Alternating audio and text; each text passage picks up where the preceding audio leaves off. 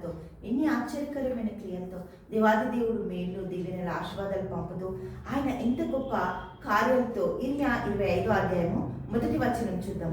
యెషయా కుమారుడును యూదా రాజు అయిన యెహోయాకీము 4వ సంవత్సరమున అనగా బబులోను రాజైన నెబుకద్నెజర్ 1వ సంవత్సరమున యూదా ప్రజలందరిని గురించి ఇర్మియాకు ప్రత్యక్షమైన వాక్కు.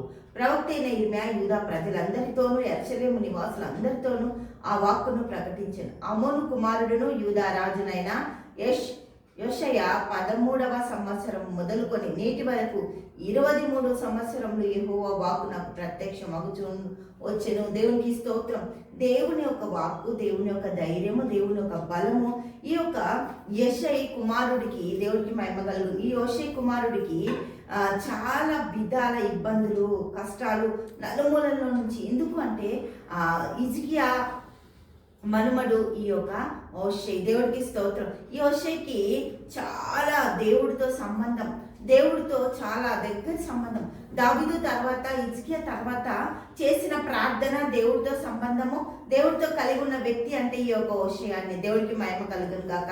అతడు పెద్దల కాడే లేచిండంట, లేచి దేవుడి దగ్గర మొరపెట్టేవాడంట. అటువంటి ప్రవక్త దగ్గరికి ఇర్మియాను పంపిండు. ఆ ప్రవక్త పని అయిపోయిన తర్వాత అతని యొక్క కుమారుడు హల్లెలూయా దేవునికి మహిమ కలుగును యెహోయాకీము. యెహోవా తోడు, దేవునికి స్తోత్రం.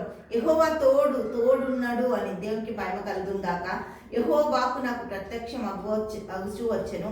నేను పెద్దల కాడ లేచి మీకు ఆ మాటలు ప్రకటించుచూ వచ్చినను మీరు వినకపోతిరి. కొడుకుతో ఇర్మియా ప్రవక్త ఇక్కడ మాట్లాడుతుంది. ఎందుకు మాట్లాడుతుందంటే దేవుని యొక్క వాక్యం ఎంత బలమైంది.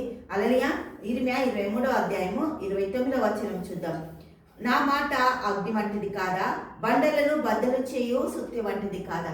ఆయన వాక్యము రెండంచెలు కలిగిన ఖడ్గం, బండలను ఎటువంటి కీళ్ళు మూలుగులు లోపలికి చొచ్చుకొని వెళ్ళిపోతుందంట.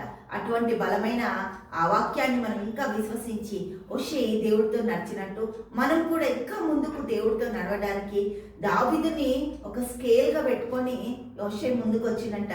కానీ హోషై యొక్క కుమారులు దేవుడితో సాహసం లేక వారి జీవితాలు చాలా దారుణంగా చేస్తారు. కానీ మనము దేవునితో నడిచినప్పుడు, మన బిడ్డల్ని నడిపించినప్పుడు అద్భుత కార్యాలు చూస్తాం. దేవుడికి మహిమ కలుగును గాక. హల్లెలూయా.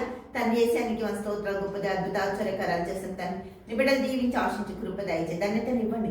నీ మేలతో నడిపించండి. యేసు నామములో ప్రార్థిస్తున్నాము తండ్రి. ఆమేన్, ఆమేన్, ఆమేన్.